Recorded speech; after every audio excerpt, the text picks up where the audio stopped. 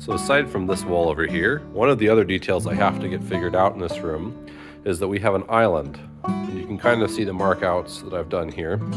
Let me walk you through what we're doing.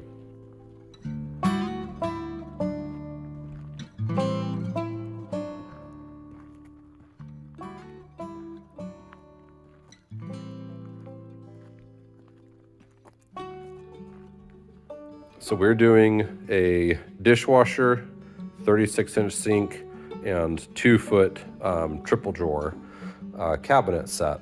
A little bit taller than typical cabinets because we're a tall family and we're really tired of having to bend over to get to the kitchen sink, hurts the back. Nothing that would make it inaccessible for someone smaller, just more comfortable for us. We also are doing a bar stool seating on this side. So regular counter height for us, bar stool seating right here. So with that bar stool seating, one of the things that we're planning on doing is the National Electrical Code, the NEC, which governs electrical outlets and everything else, it has been changing. And we're under the previous version of the code, not 2023, based off of when we pulled our permit. But in the current code, it actually states that you can't put outlets on the side of your islands and peninsulas. So what we're going to do instead is, we've got I've kind of marked out roughly where this raised section is going to be. And we're going to have it raised up enough from this counter height, the standard counter height, raised up enough, not only for the bar stool seating, but also for us to put in our 2 plugs on the back side, basically the backsplash. We're going to have to put in a pony wall to do that, and obviously also to support the counter that's going to come out. So this is where I currently have all of the extra pieces of posts. These 2 sections over here that will easily do that counter, and then have a little bit left over. This I'm probably going to use as another deck post.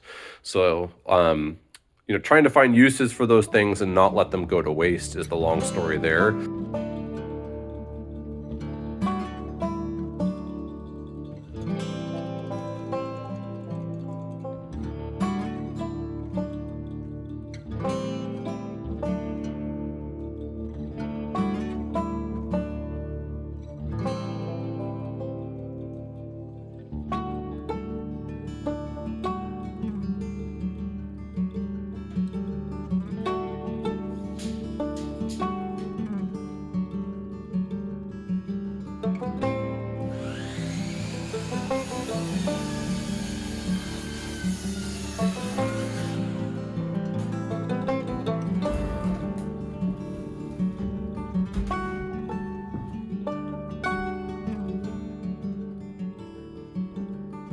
I could have built this pony wall in a couple of different ways, and I could have built it without these 6x6 posts.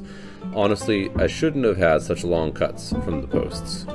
Unlike the 3 miscuts from the lower deck, these are pieces where the height of the crawl space changed between my ordering them prematurely and the foundation being poured. I thought we were going to be starting the framing of the foundation with 3 step downs, and there ended up being 4, and much less having to be cut out of the hillside.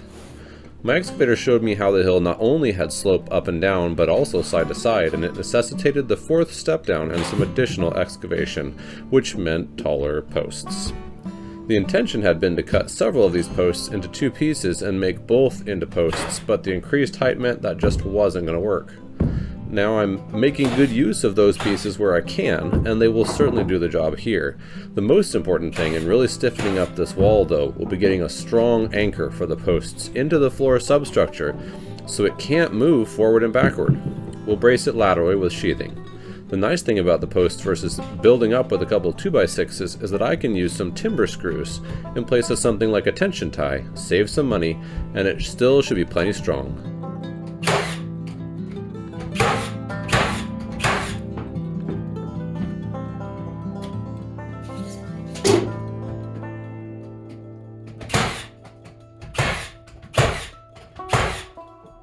So one of the reasons that I had to know all of that and understand what all that was going to look like was because right now I'm putting in the boxes for rough electrical, and I needed to know exactly where the counter was going to sit so that I could center the lights that go overhead. There's 3 pendant lights that hang down to illuminate the bar stool section. So you've got your pony wall, and I've marked it to account for having some sheathing. And the lights are going to be centered this way, as well as spaced evenly here. And what we decided on was, is in a 7-foot space, we're going to come in 1.5 feet centered to the space, and then 1.5 feet in from the side, which gives you 2 feet between each of the lights. And based on their size and everything else, we thought that'd be about right. Lighting is one of those things that the plan can call out, but they're not going to give you measurements for, or at least ours didn't. And there's a lot of play for you to be able to make those decisions in design, as well as the placement of plugs, receptacles, as well as switches. And you get to make those decisions as the builder or the homeowner, which we're both in this case. Our decision in this room, there's basically that's the fridge on the other side of this little baby wall here. And then it's a C shape coming around, plus you have the island. And so we're doing 3 overhead lights over the kitchen, and then over the island where we already showed you, 3 lights there. And then under cabinet lights here, the range is right there, and then 1 more section over here. And so we were planning all of that out, and based off of our use and based off of the design that we want. And that's how we make those decisions. And you can, it impacts your framing. You need to understand those things, even just doing finished parts of your rough framing. So you can see I've got right over the 35 there, I've got a laser set up, and that's running back over to there and shooting up onto the ceiling here. So that is my laser line that is a straight line running from floor to ceiling that will capture our placement of those 3 lights. And running it that way, it makes it to where, I've got that pretty much exact. The unfortunate thing is we're gonna have to go slightly off center because you can see it's right on that floor joist up above. So I ran my line this way, marked where it was on the ceiling, and now I'm running a cross line. Have 2 points of where that line would be relative to the island itself, and I can run a line therefore with the laser going this way, and that will tell me exactly where I'm at on the ceiling.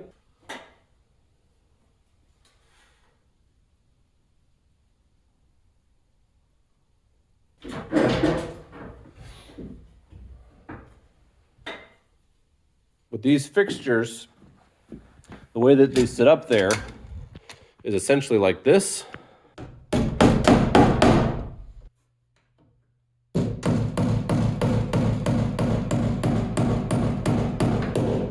So in order to get a consistent line running, given that we're on the very edge when I ran the laser, and in here you can see we're off by maybe 1/2 inch, 3/8 probably. I'm gonna offset from the board to make sure that everything is in line when I go to screw these up into the whole bars. And these plastic ones are heavy duty, and they will hold up to 50 pounds, provided it's not got lateral movement like with a ceiling fan. So now we're in the office, and it's one of 2 inside rooms that have a ceiling fan. We also have one going out on the small upper porch. And I'm basically just centering it in the room. And you can see I have the 2 marks up above me here, right there and right there. All right, so this guy here is pre-packaged, and inside of this is gonna be your screws. So I'm gonna go ahead and open it up.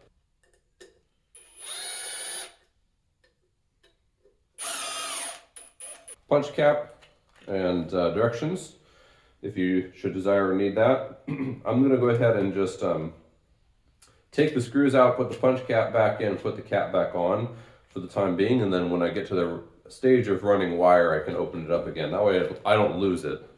So you can see that there's 2 holes here on the outsides for those brackets to go into. I'm gonna loose mount it, and then once we get to the point where I'm ready to do something more,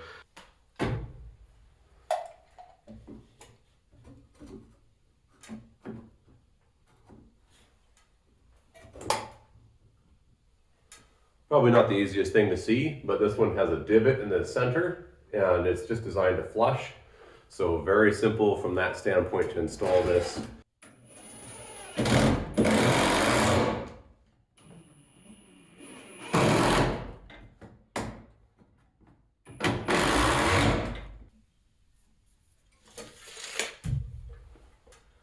Now I'll know where I need to get this bracket situated, basically to have that ceiling fan be centered. It's going to sit right there. So this particular bracket will take up to a 70-pound ceiling fan. It can go all the way out to 24 inches on extension, but at that point it only takes a 90-pound regular light fixture. And I don't know, it doesn't specify. I think you can still do the 70-pound ceiling fan. At 16, it can take 100 and something, 180, I think, 170 pound light fixture. So it's pretty heavy, pretty hefty duty. So Casey's gonna go ahead and start running some of our wire. And the interesting thing about this house is it's got a lot of beams to it that kind of block flow of wires. I don't want to take wires through this big fat beam here. So we've got to come along the outside and then pop it out through here. Our panel is over here in the utility room behind the door effectively. One of these two haven't decided yet. So that's where we're headed toward with our home runs. And then with the house mostly being LEDs, I can get away with a very few circuits in total, and it's not outside of code.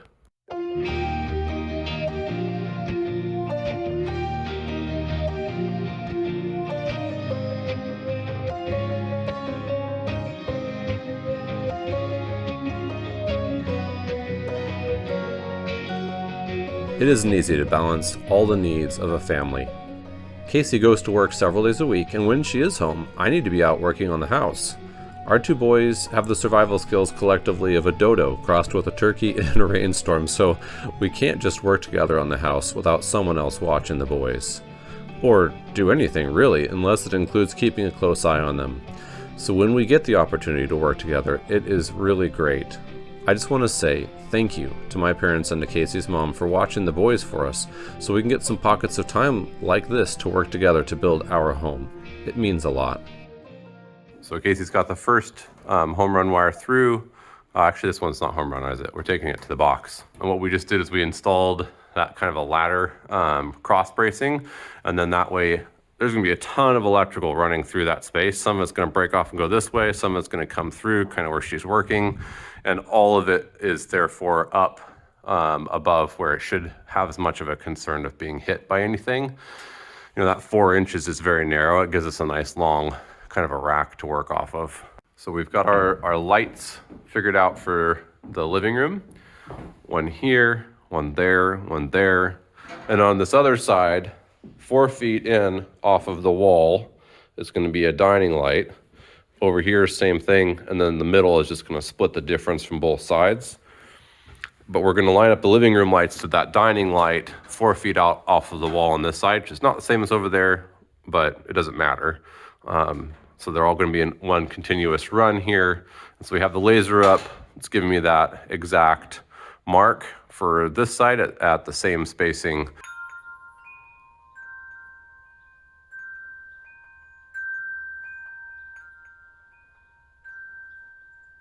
We've got a flicker that's trapped itself in the house.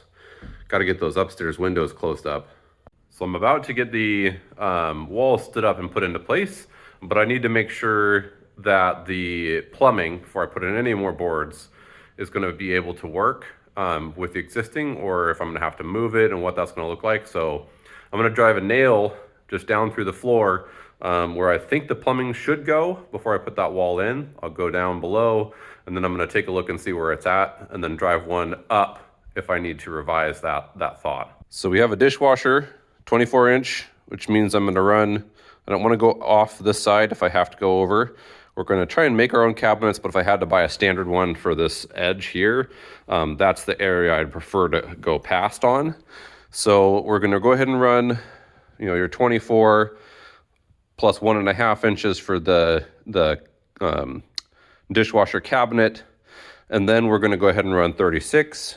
So that's, instead of it going to be 60, it's going to be 61.5 for where that end of that cabinet is. So then we're going to actually come back to the center of that cabinet to 18 inches back from 61.5, and that's where we're gonna put our nail. All right, so here's what we're looking at. This is the one we drove from up here to indicate where we thought the center should be. And it's actually probably more like there's the angle of it. But that's the nail that's indicating where roughly the center actually is. Now I can pull this thing over to here and it won't put much pressure on the ABS pipe. It's got a six foot, probably about a 6 foot drain leg. So I was thinking it's gonna end up right there. And that's inside of the wall right in there. But I had originally plumbed it to be like right in here, just off the wall, inside the cabinet. And I think honestly, that's actually a pretty good choice. There's no reason not to. And just the placement of, there's a joist like kind of just on the edge here, would make that a little harder to get to with the plumbing. And, you know, in a kitchen cabinet like this, I actually kind of like having it come up inside the cabinet instead of coming up and then out, especially since I actually put this big board in kind of right in the way.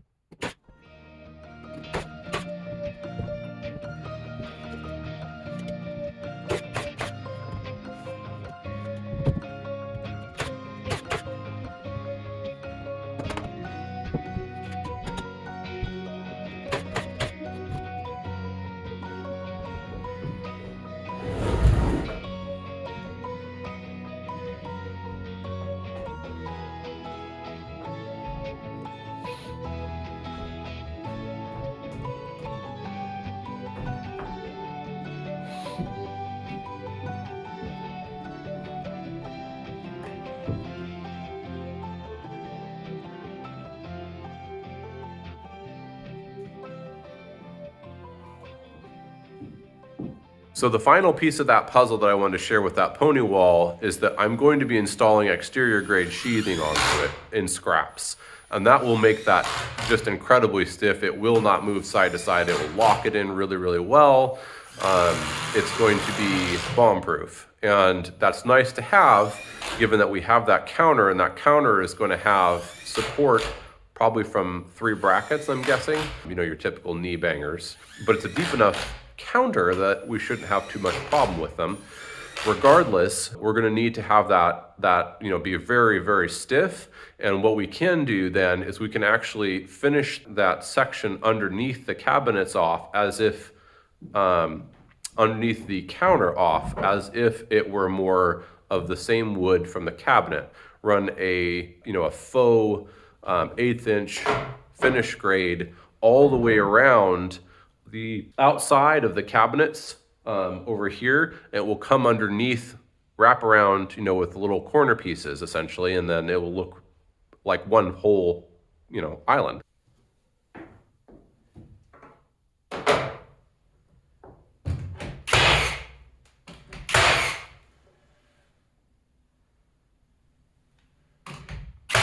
Oh no, what are we doing now?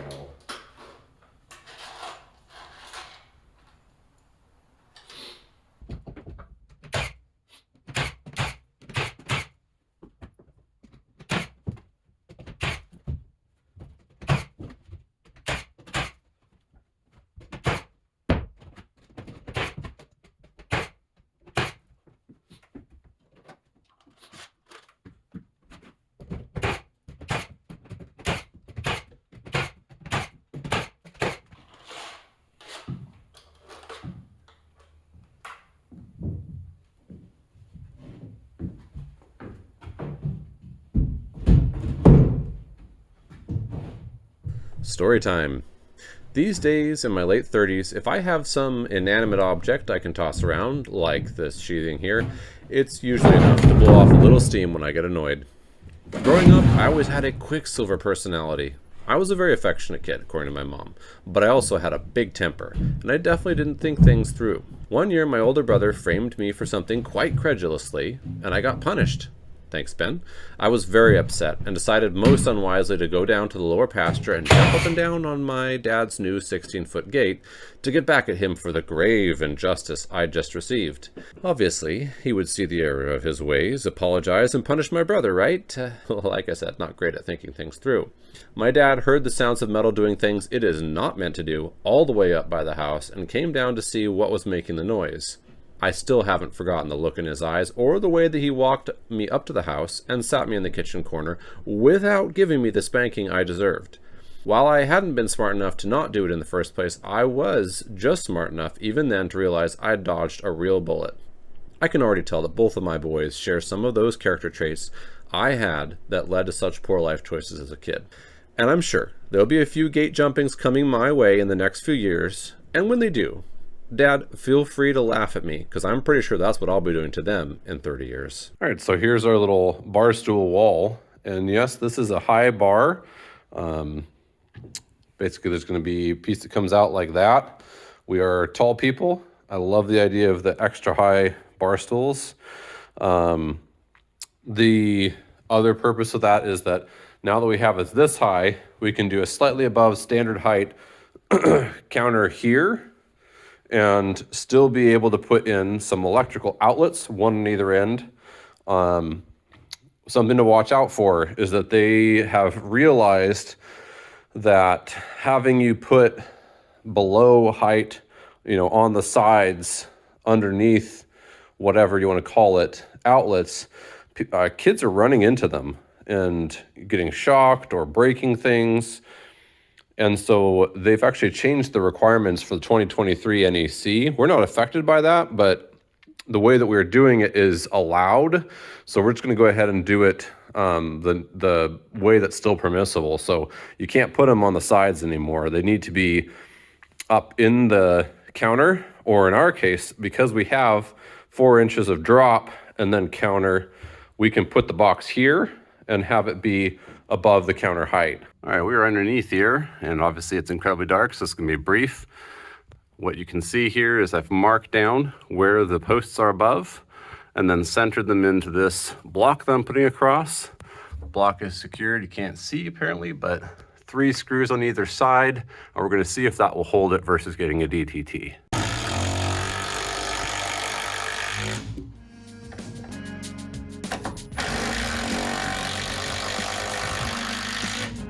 Here's our back wall of our island, which will hold on top, as mentioned before, counter, and then is a backsplash for the sink, dishwasher, and cabinet lower section here.